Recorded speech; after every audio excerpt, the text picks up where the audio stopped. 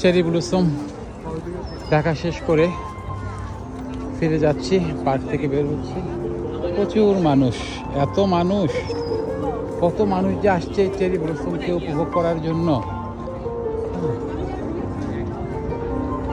হাজার হাজার মানুষ বলা যায় আজকে পার্কে ভিড়, বিশেষ করে টিনেজার ইয়ংগেস্ট কাপল সংখ্যাই বেশি। সবাই ফটো সেশন করতেছে, মিউজিক বাজাচ্ছে,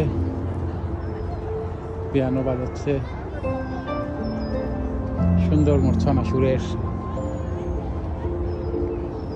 আমরা পাহাড়ের ঢাল বেয়ে উঠতেছি। গল্প মনে হতে পারে, কিন্তু ওই যে নিচা ঢাল, ওখান থেকে এই উঁচু পর্যন্ত 150 ফিটের চেয়েও উপরে বেশি হবে। তো বাংলাদেশে তো 150 ফিট উঁচু বা 200 ফুট উঁচু পাহাড় ও খুব একটা নেই।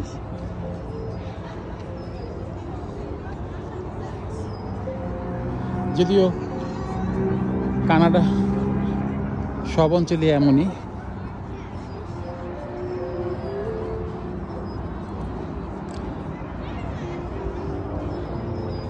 শীতের হালকা আমেজ, আবহাওয়াটা খুব ভালো লাগতেছে।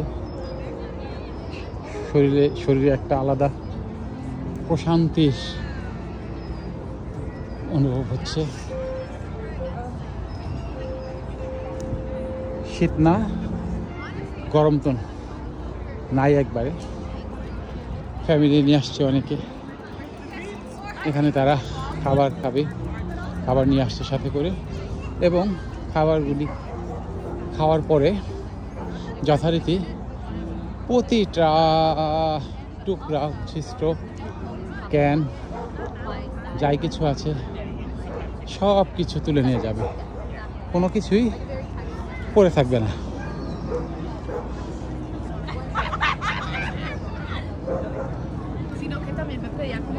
এটা এখানকার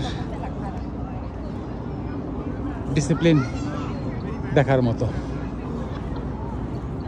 এই গাছগুলো একটু অন্যরকম, খুবই সুন্দর।